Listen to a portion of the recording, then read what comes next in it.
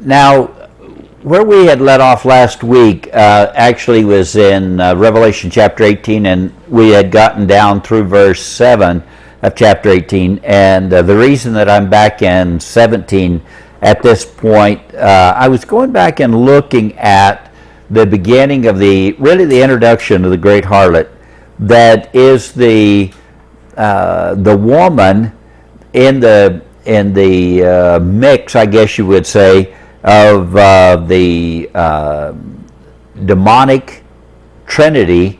There's a fourth, and so there's the Trinity, the demonic Trinity, the false prophet being the third person, the beast or the Antichrist being the second person, and of course the dragon, Satan, the devil, being the first person of the evil Trinity. And then there's this woman, this harlot, and she is a worship leader. She is leading the nations into adulterous relationship of worship.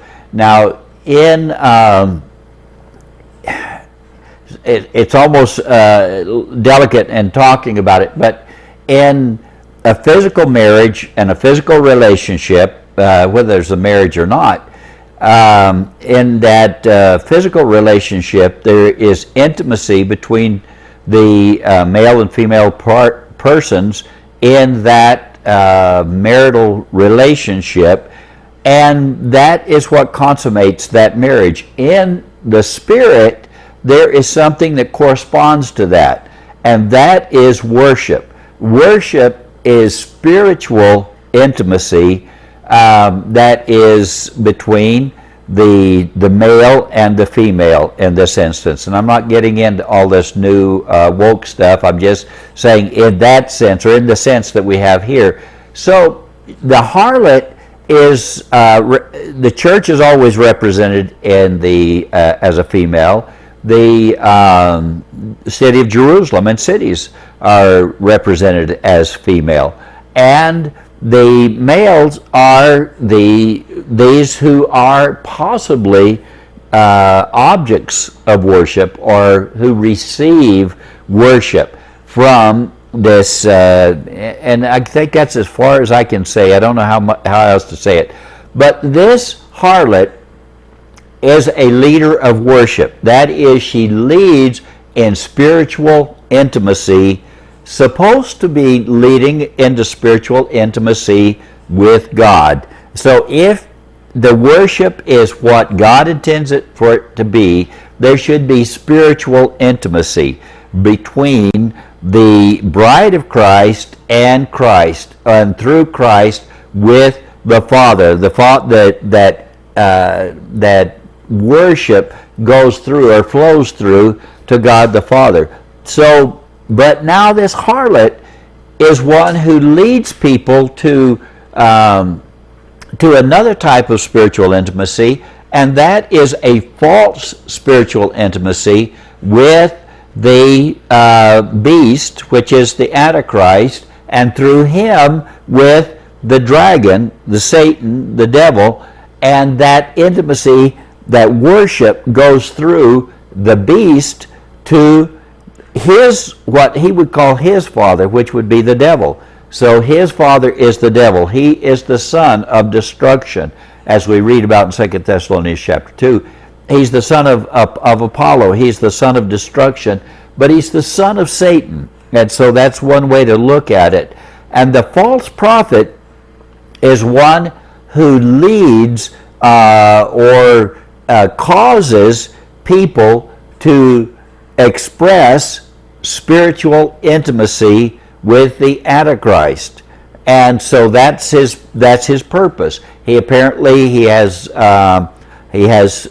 two horns, and indicating possibly that he has two power sources. And so it's a possibility, I believe that it's a possibility that one of those might be Christianity and the other might be Sunni Islam, that somehow he is a worship leader of these. But a worship leader leads the people to spiritual intimacy through worship, and the way it should be, a spiritual worship that's with God the Father leads them in worship of God. So you can have your personal quiet times with God, personal times of quietness and drawing very near to God, a time of intimacy between you and God the Father. You can do that in corporate worship, which is ideal, as expected, but also through private times of devoted time that you spend just with God for the purpose of spending time with Him. Recently, I started listening sometimes to quiet music in those times, but most of the time it's just silence, listening to what God says, and that's when He tells me about a lot of these things. So the things I'm telling you in this, if you don't agree with that, that's fine, because nobody else has told me that.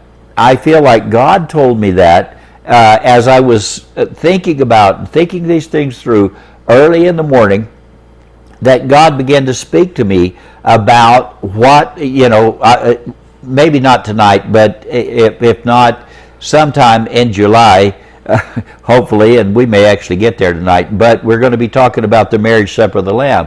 And when I was thinking about that, meditating on what does it mean, the marriage of the Lamb, how does He marry the bride, and how is that marriage consummated? What is that all about? And I feel like that this is what the Lord revealed to me, that worship is that spiritual intimacy that consummates or brings together the groom and the bride. Christ is the groom, the church is the bride, and He brings them together in worship, and so that the marriage supper of the Lamb will be a great time of worship in heaven. And by heaven, I'm talking about in this first heaven, in the air, that we'll be caught up to meet Him in the air when we're gathered together by the angels and brought to Christ, that there will be a time there. And I know that a lot of the things I'm going to tell you, I believe that about that day, and we're just about ready to get into that. We will, by the time we get into chapter 19 and 20, we're going to be getting very deeply into that. But I think that we're going to find that a lot of the concepts we may have had about what that day will actually look like may not fit with what the Bible says, with what it reveals. And so I want us to look at that. I'm not saying you've got to agree with it or with what I see in there, but there are some things that we need to grapple with. But anyway, so we began, actually we finished in May 30th. We were looking at the 17th chapter, and we were looking at this harlot. We've been introduced to her, and she, as we see in this verse, in verse 15 of chapter 17 of Revelation, that he talks about the waters where the harlot sits, being the nations of the world, the peoples, multitudes, nations, and tongues, all of those. And he talks about, as he's describing, so he kind of introduces us to that, and that he introduced us to the 10 horns, you may remember, and the 10 horns are not only the 10 mountains or 10 raised places that define the city where that worship will take place, but that also represent the 10 kings who will be given authority with the beast for that very short period of time, so that they can bring the entire world into subjection and aid in bringing worship to the Antichrist, as the false prophet has led them to do. They will bring the entire world to worship the Antichrist, and they will cause the world to receive the mark of the beast, either his name or the number of his name on their forehead or on their right hand, and it will be because they worship him. You can't get it without worship. Worship is that worship of the Antichrist is that spiritual intimacy, the consummation of the relationship between the Antichrist and the people of the Antichrist. So the people of Satan will consummate that, and the evidence of that will be the mark that they receive on their hand or on their head. So the 10 horns are these 10 kings as well that rule over the earth. And so that for a short period of time, they each rule apparently a segment of the earth. And until the time comes that the preparation is going on for the second battle of Armageddon, that big battle, the 200 million man army, these will be the kings that will bring all those together. You don't bring together a 200 million man army overnight or just in a matter of days or hours. It will take a short period of time, and I don't think it's going to take like a month. Maybe it will take a month, but it's not going to take a long period of time.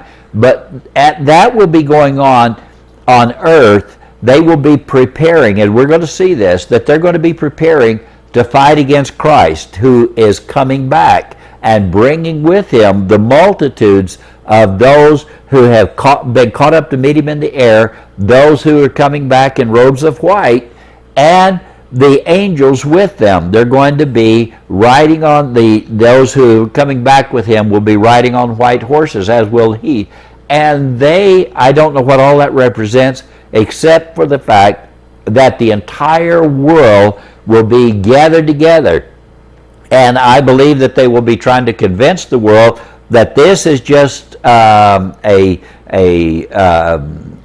playing on the eschatology of Christian people, and that the reality is that these are aliens from the outside. And so you're seeing now, if you're watching any news at all, you're seeing more and more as they're bringing all this in about talking about aliens. And there was in the paper today talking about the Roswell incident in 1949, and all of those sorts of things. And they're bringing a lot of that to the fore. I don't know if that's what they'll use, but somehow to convince the world that they've got to do battle against Christ when he comes. And so they will gather together to the east of Israel on the far side of the Euphrates River, on the east side of the Euphrates River. So, but anyway, these 10 horns, 10 kings that will gather them together. We looked at all of that then back in May. And so, but then the time will come now at the last of that, as we come to the end of this time of the Great Tribulation. So they're gathering now when the sign of the Son of Man appears in the sky, and there's a shout. There's a shout of an archangel. There's a voice of an archangel. There's a trumpet of God. And there is a shout of Christ. And it doesn't say exactly what he will say. And the archangel, I believe, is probably the one that says something to the effect of there will be no more delay, or time will be no more, depending on if it's King James or New American Standard or what. But there will be no more delay, is what it really means. So and then the trumpet will sound, and the sounding of the trumpet, at that trumpet's call, the dead in Christ will rise first. And so those who have come back with Christ in spirit now will be raised in their physical bodies, but they are celestial bodies, not terrestrial bodies. And they will be dressed in robes of white, depending on their works. That will be part of it. We're going to look at all of that. And so then, as they are raised, then the dead and those that are alive and remain will be changed in a moment, in the twinkling of an eye, and they will be caught up together with them. They will be changed so that there will be no difference between those that have been dead for 1,000 years or those that were alive. At that point, they will be in glorified bodies. And by glorified bodies, I'm talking about bodies that will glow, that will shine, and they will ascend to meet the Lord in the air. There's nothing that I've been able to find that indicates that everyone on earth will not see them when they go. And the only place that I can think of where people have tried to say that's going to all be done in secret is because it says that he will come as a thief. And so saying that he will come as a thief would indicate that he would steal them away. But the word is not that of one who comes as a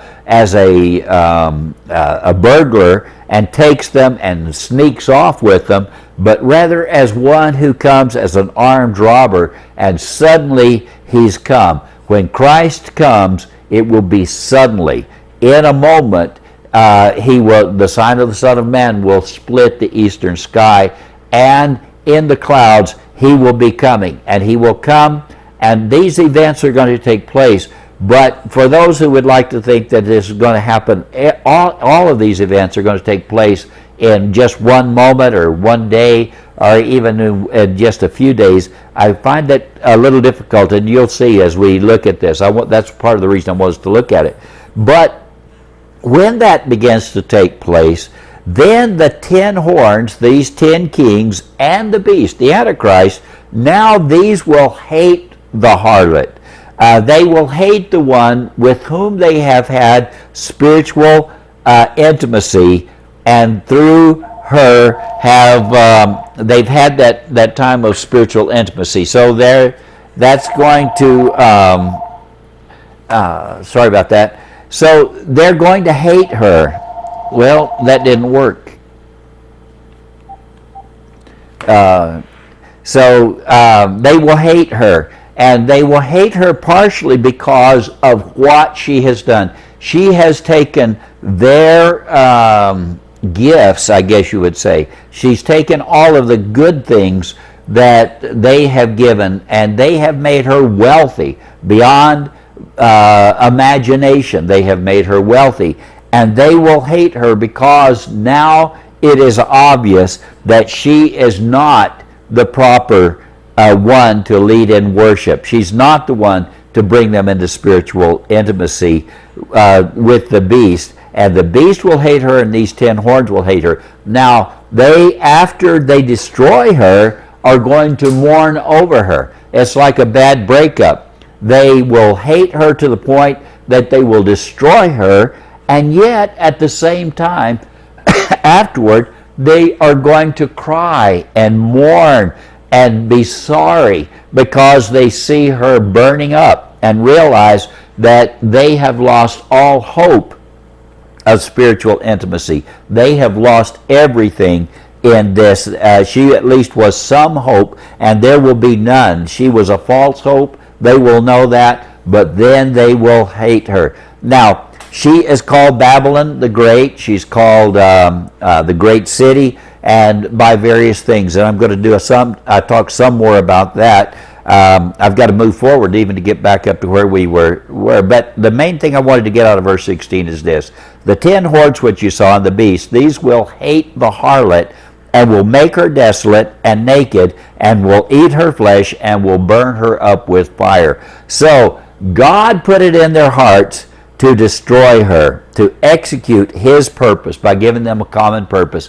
And so God has put it in their hearts, and they will do it. They will immediately be sorry that they've done it. They will be filled with grief and with fear because of what they have done. But these kings, the 10 kings and the beast, they will hate the harlot, the one who has given herself to them in those means. So that was the main thing I wanted us to get out of that. Now, I'm going to very quickly, I just had told you the woman is the great city. The great city, mystically called Sodom and Egypt, where their Lord was crucified, gives us some reason to believe that it might be Israel or Jerusalem, even though there's other reasons why I can show you that if it is, it's spiritually Israel, just like it's spiritually Sodom and spiritually Gomorrah and Egypt.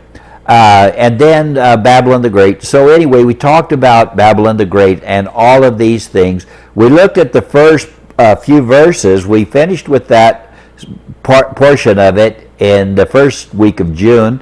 And talked about the woman as the great city and all that goes along with that. And then the falling of Babylon the Great, which we're going to see more about that tonight. The reason she's made the nations drunk with the wine of the passion of her immorality. And so when you think of the wine of the passion of her spiritual intimacy, that's what this immorality is. She's caused the kings of the earth to commit acts of immorality, spiritual intimacy with the Antichrist. She has caused them to commit acts of immorality, and the merchants of the earth have become wealthy through her sensuality, and we talked about that. Then there is that note. Now, when you see that happening, so you see that entity, and I should say a few words about this. So you may remember that when Daniel was in Babylon, that Nebuchadnezzar had a dream, and as part of that dream, he saw this great statue. The statue had a head of gold and arms and all of silver, and all the way down brass and all, and finally down to the feet that were partially clay and partially stone. And then a big rock that came and crushed the feet and then ground the whole thing into powder. And so then Daniel tells him the meaning. He tells him, this is what you saw, this is what it means. The only part of that, there's several things I could get off on that, and then I wouldn't get any farther. So I just want to say this, that he said, you, O king, are the head of gold. So Babylon has been the head of gold. So all through the ages from that time on, the head of gold, Babylon, moved from place to place. So first of all, there was the, that's as far as I think I need to say, except that Babylon represents, so the word, when it says Babylon, the city Babylon, it represents a city which is the golden city at any time. So at any time, there's a golden city. And so you remember that that during the time of the Roman Empire, that Rome itself became the golden city. It was the place. It was the head over all the people governmentally. It was the leader in commerce. It was the leader in worship. And it still maintained the leading in worship for some period of time, even after all of that. But the day is coming when the stone that was not cut out by man, but was cut out by God, will crush all the kingdoms of the earth. But until that time, Babylon, there's always a city that will be the chief city in the world. It's a city in which there will be government, there will be finance, especially finance, and there will be, there's a lot of different things. But one of the things that it will have is that she will be a place where people will put value, great value, in her, and through her will exercise spiritual intimacy with things, through sensuality and all of that. And so it becomes a source of immorality, and she always has. And time after time, these cities have been destroyed, whether it be Jerusalem or whether it be Rome or whatever city. Today, I have told you that I believe that probably, if you were to look, you would say, I would say at least, that I would think that because of other things we're going to see here in chapter 18, that it is a seacoast city that makes the merchant marines, the people who haul cargoes, where the cargo ships come in. So it's going to be a place, that type of a place, and that type of a city. And so there are many reasons why I have said for many years that I believe that this could very easily be New York City. Now, it's a possibility that New York City will go the way that Jerusalem did, that Rome did, and that other great cities that led the earth in immorality and into spiritual intimacy with things and with sensual things, that those cities have been destroyed. And that may very well happen to New York City as well. And we see the things that are going on in New York City right now. It's a fallen city in a lot of ways, and yet it's a very powerful city. Today, it seems the most likely to me to be the city that would be talked about when we read the rest of this chapter. However, there are other cities that may rise up, especially if we see, as I'm believing that there's a good probability we may see that New York, and in fact the cities of the United States, may be decimated by events soon to come.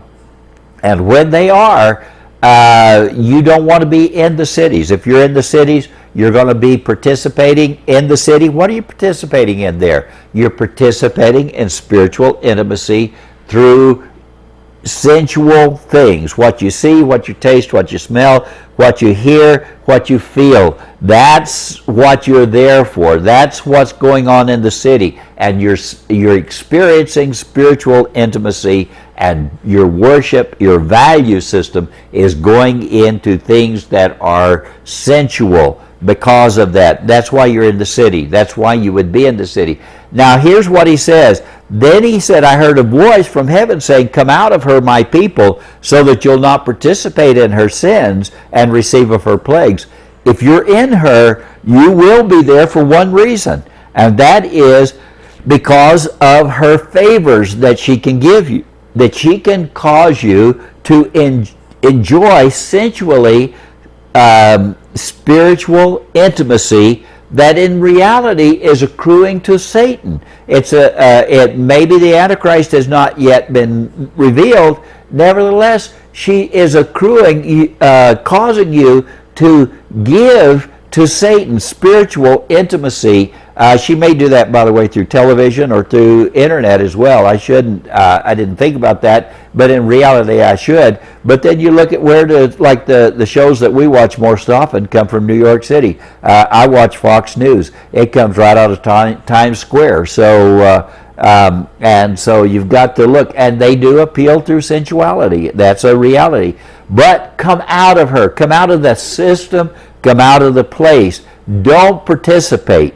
Do not participate in spiritual intimacy with her sensual, the sensual load that she puts out there, the sensual ways that she appeals to you. Do not participate in that, because if you do, you are going to receive of her plagues. And so there's a good probability that I don't think that there's much doubt that this is going to happen if the Lord tarries long enough, that we're going to see a time when we're going to see a major attack against the United States of America that probably will at the very least shut off the electricity to the entire country for somewhere around at least a year.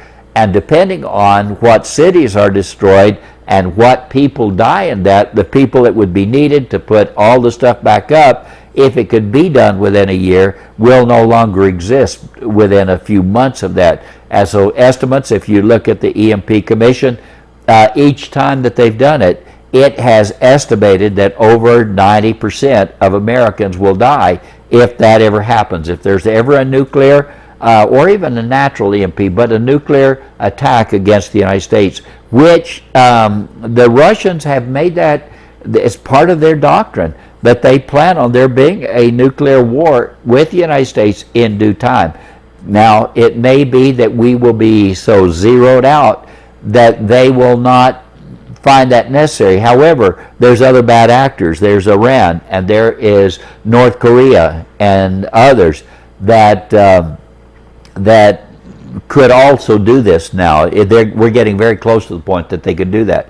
So if you're in the city when the time comes, then you're going to be participating. You will receive of her plagues at that point.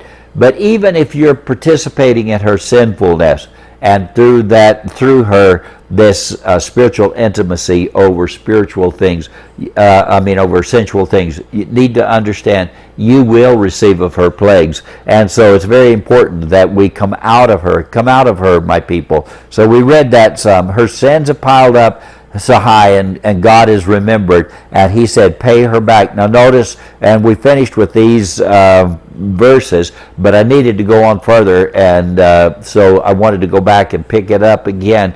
Pay her back as she is paid. Give her back double.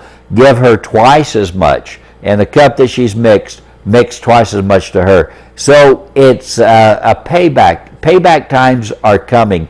And God has taken notice. Notice what it says.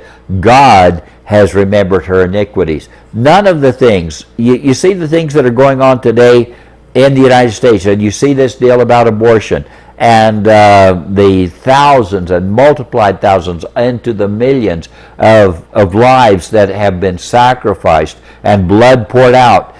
God has not forgotten one of those, not even one, not one child, not one of those who were conceived and that should have been nurtured, but instead were purposefully brought. I know that they can be lost accidentally or for just spontaneously, but when we purposefully take action to prematurely end a life that God has allowed to start, that not all of those conceptions were necessarily created to fulfill the biblical mandates for marriage and all of those sorts of things. But I'll tell you for certain that every one of those lives are written down by God, written on his palm. He knows those children, the children that would have been born, what they would have become had they been given that opportunity. That's just one thing. That's just one issue. And I talked about that before, so I'm not going to go a lot farther at that. But just to this, pay her back, he says, but pay her back double. Not just what she has done, but pay her back double according to her deeds, according to what she's done. And in the cup that she's mix twice as much for her. In her cup of sensuality, mix up for her twice as much. To the degree that she's glorified herself and lived sensuously, to the same degree give her torment and mourning. For she says in her heart, I sit as a queen and am not a widow, and will never see mourning. And because of those things, to that same degree that she's glorified herself and lived that way, not only will those who've lived sensuously with her, and by that again, spiritual intimacy of worship that accrues through to Satan, those who have lived sensuously with her to the same degree give her torment and mourning. And this statement, I said as a queen and am not a widow and will never see mourning, that statement seems to be almost a motto that could be in effect in the United States. But the United States seems to think that no matter what we do, that we'll never be called into account. That somebody said, I believe it was this morning or sometime this week, said if you were born in the United States, you have already won the life's lottery. And I understand what they're saying by that. How fortunate we are to have been born in the United States. How fortunate we are to have been born into a family or into a place where Christianity was the law of the land when we were young, when we were growing up in the families where we were brought up. And how fortunate we were. And we get the idea that we will never suffer mourning, that none of those things, none of the things, the judgments that have been declared, none of them will come upon us. But because of our saying that, in one day they are going to come upon us. So that's where we'd gotten to last week. Now, Revelation chapter 18 then, verse 8. For this reason, he said, because you say that, because you have that attitude, he is saying, for this reason, in one day her plagues will come.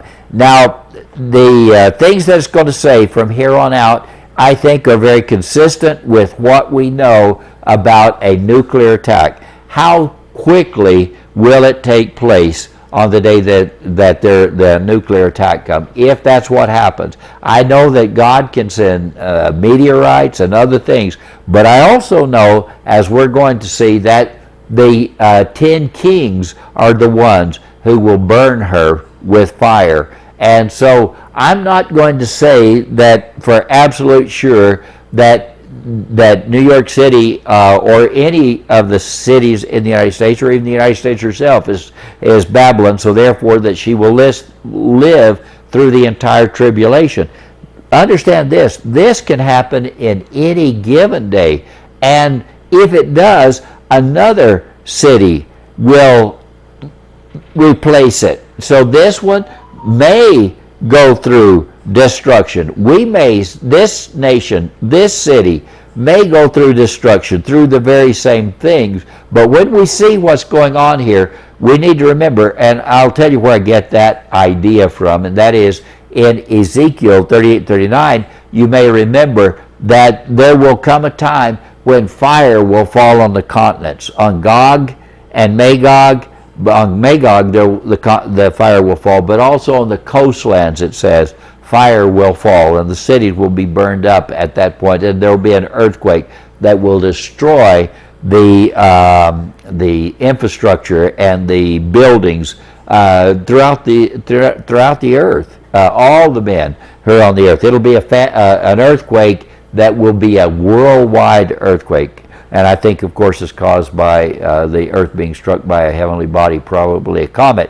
But anyway, so, but what I'm wanting to say at this point, when we read this, you'll see why that you can see the probability that this is a nuclear event that takes place. Now, I believe that it takes place toward the end of the tribulation. However, I also see either right at the beginning of the tribulation or just before the beginning of the tribulation, an event where at least the coastlands of the cities, and especially those that are against Russia, will be burned. And so we know that according to doctrine back in the 60s, when I was involved in those sorts of things, that in that day we believed that there would be 120 cities of the United States that would burn on one day when this all began. However, we also have an intent that Russia will face the same thing, and so that the direct fulfillment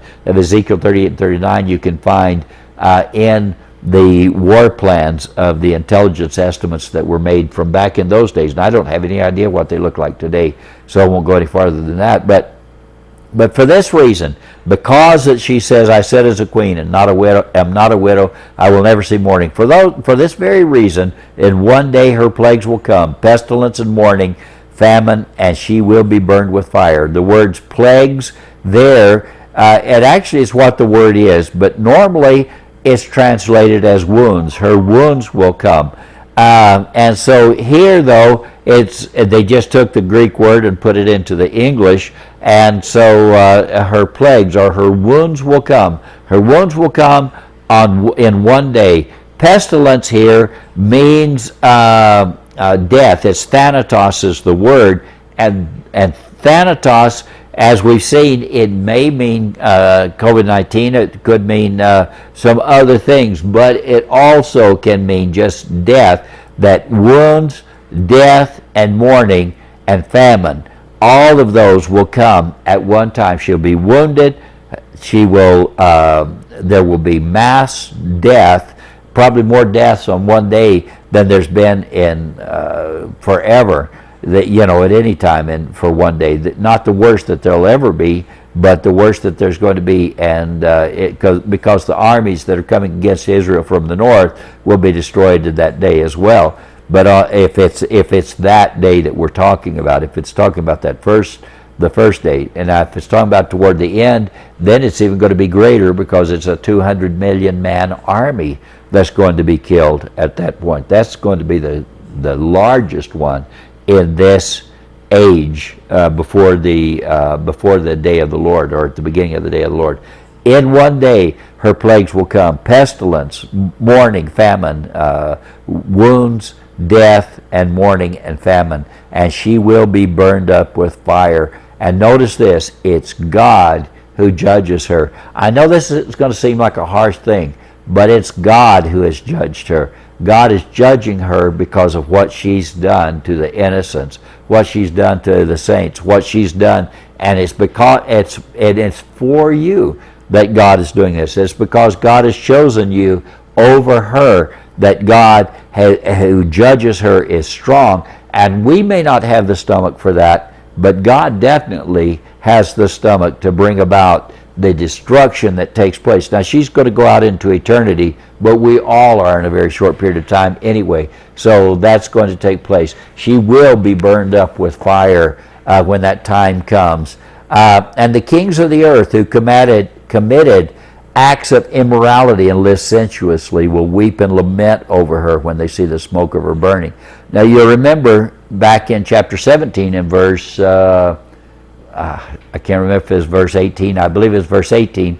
The kings of the earth there, the 10 kings, are the ones that actually do this, that are actually used. The beast and the 10 kings are the ones that burn her. But now when they see the smoke of her burning, they will weep and lament over her when they see it. Not because they love her or care for her or all of that. And it's not even because they've committed acts of immorality with her or lived sensuously with her. That's not the reason. It's because of the fact that their hope of wealth, their hope of continued to live the lifestyle that they've become accustomed to living, that is going to be taken away when she's taken away. When they see the smoke of her burning, they will standing at a distance because of the fear of her torment. So the kings of the earth, these shipmasters, as we're going to see, and all of those, they're going to look and see the smoke of her burning going up, and they're going to be afraid.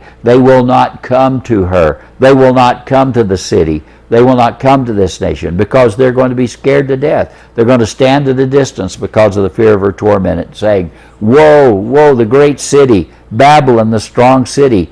And now here, notice earlier it said in one day. Here it says, "For in 1 hour your judgment has come." How long does it take for a nuclear weapon to completely destroy a city? Really destroy a lot larger than the area of a city. But even if it was just the one city, how long would it take if it was New York City, or if it was L.A., or if it was Abu Dhabi, or even a city built in Iraq, in Babylon, wherever it is? Where that city is, it will burn, and in an hour it will be gone. In 1 hour, your judgment has come. In other words, there came a time, and in that moment, it is gone. In a flash, it will be burned up, and its ashes and smoke will be scattered into the sky. The merchants of the earth. Now, the merchants here, I believe, are those who, in my imagination, I imagine all these cargo ships. You remember how they were off of Long Beach and L.A. and other places during about a year ago, I think, or whenever it was, where you just saw them just out there, just row after row of those large cargo ships. All those cargo ships have got to have a place where those cargo containers can be set on the ground, or where they can be put down so that the stuff can put on trucks and things, so that the cargo can be taken out of them. But suddenly there's going to be no one to receive these. And all of the merchants around the world, the merchants of the earth, are going to weep and mourn because there's no one to buy their cargoes. All those cargo ships that were on their way, they're not going to be anyone to receive that cargo. The cargo will be in all of those great big cargo containers and those cargo ships and all of that, all of those cargoes, all of that stuff that they were building and all. Now there is no economy. There is no economy. The economy of the world has collapsed. It's gone, burned up, blown up, and the source of all of it is gone in that moment, in that hour. Cargoes, and it talks here about all the different things that were in their cargoes. Cargoes of gold and silver, stone, precious stone, pearls, fine linen, purple silk, scarlet, every kind of citron wood, every article of ivory, every article made from very costly wood and bronze and iron and marble, and cinnamon and spice and incense and perfume and frankincense and wine, olive oil and fine flour and wheat and cattle and sheep and cargoes of horses and cattle and slaves and human lives. You could just almost imagine all those cargo ships maybe having these kinds of things in them, but there is no reason, there's no place to unload them. There's no one who wants them, no one who can use them, because the ones who would be the consumers of them, or the financial system that would enable them to pay for that stuff so that they could have wealth to carry back and forth, to buy more and to carry, all of that's gone. And so he said, the fruit you long for has gone from you, and all things that were luxurious and splendid have passed away from you,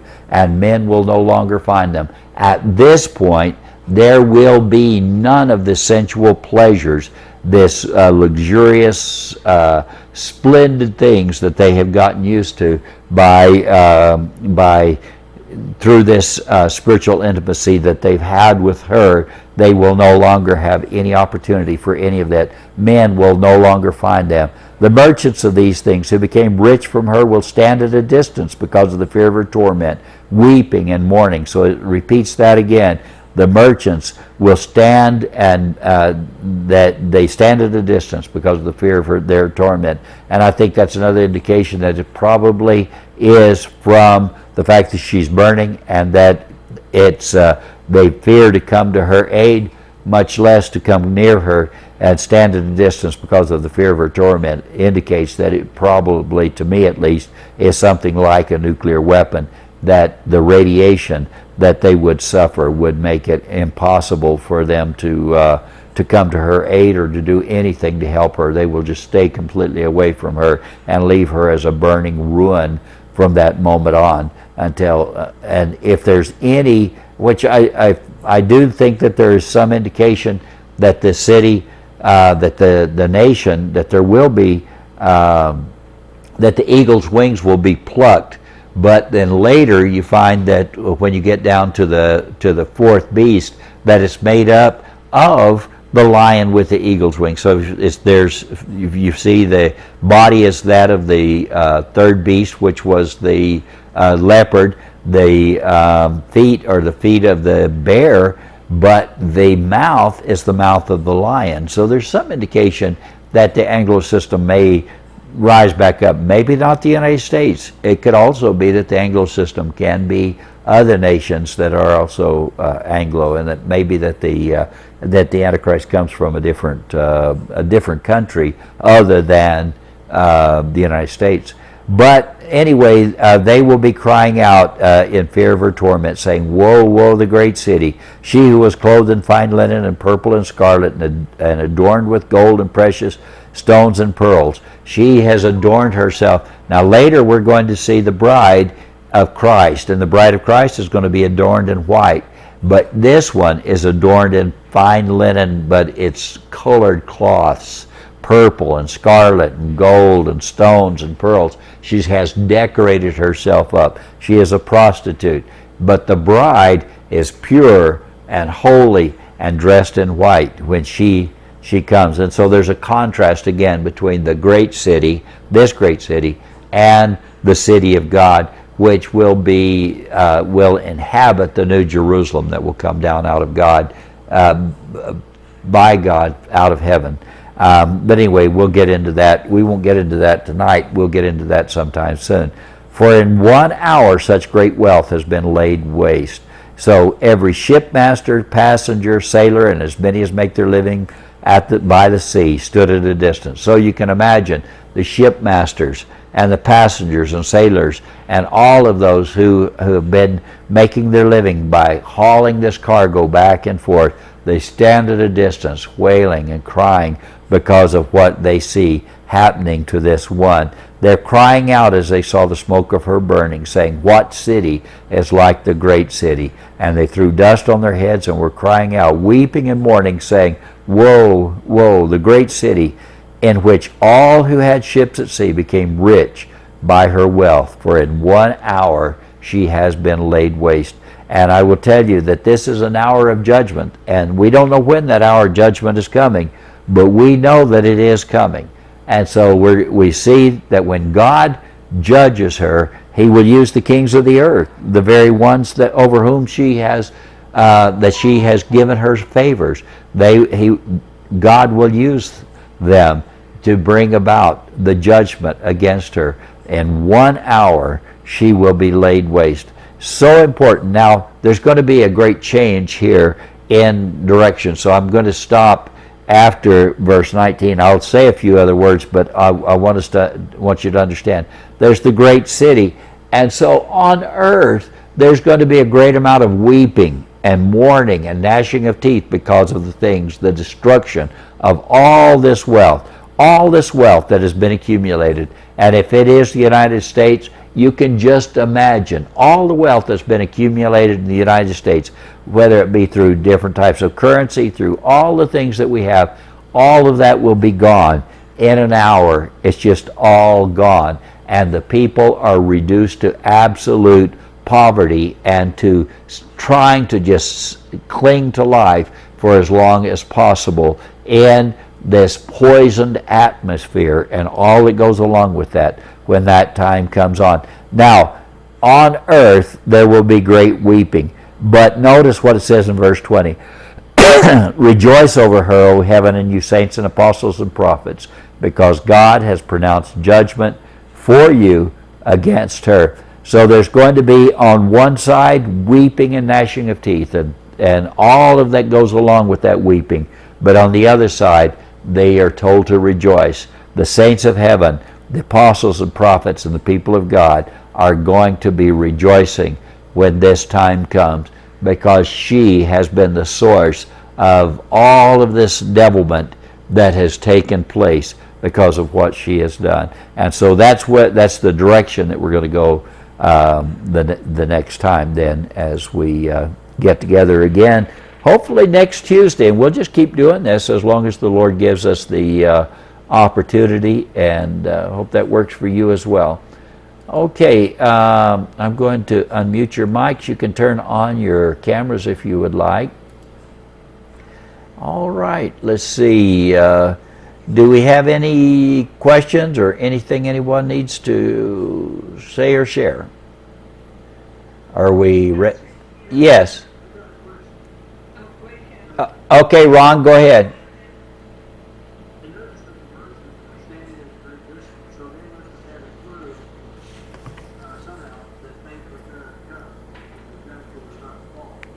Okay.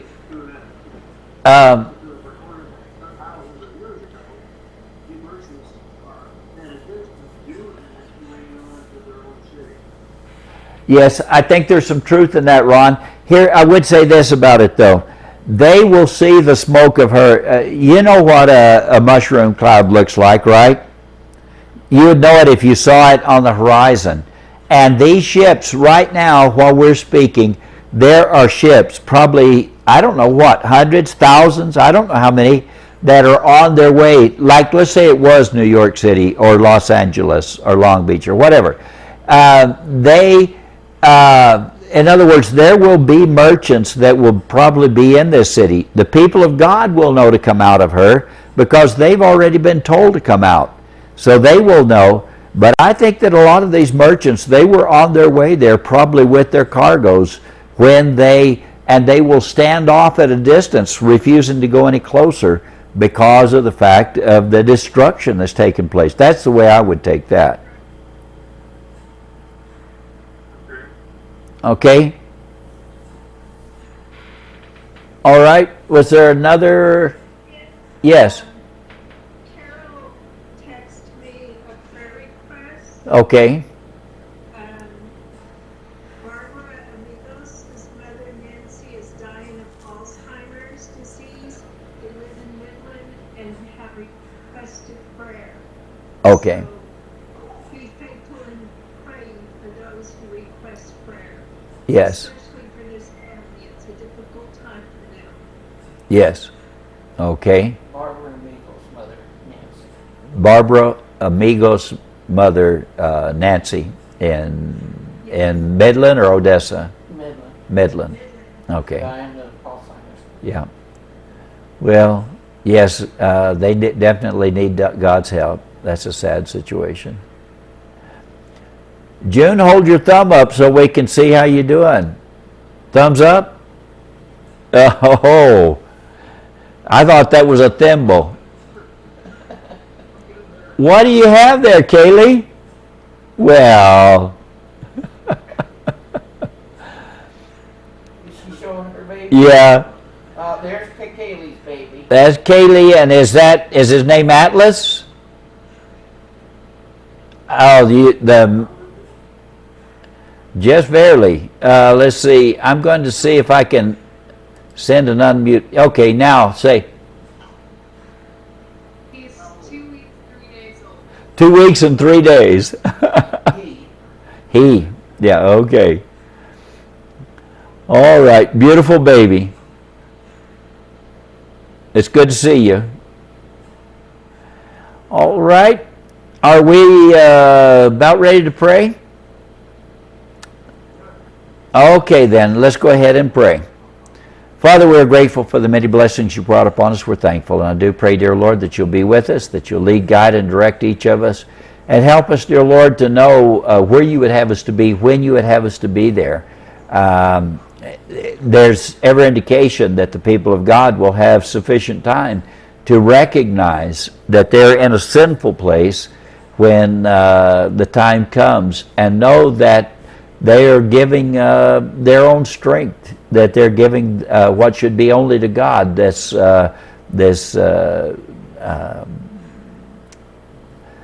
intimacy, sensual intimacy that should be only for God the Father. They're giving Him worship of things that are not, and should find opportunity to escape and evade this place. It makes me believe, and as I find from other passages, that you will make them know where they are to go, and that you will provide a place for them, as you promised that, as you stated in Revelation chapter 12, and but also in Matthew chapter 24.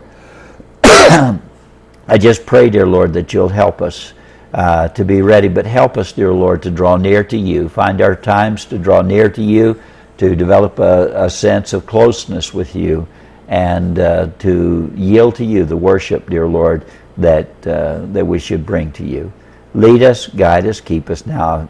Bring us back together again soon, we pray. And Father, we thank you, we praise you. We give you honor and glory and praise in Jesus' name. Amen. All right. Amen. Lord bless you, and hopefully we'll see you again then on the flip side. Good night.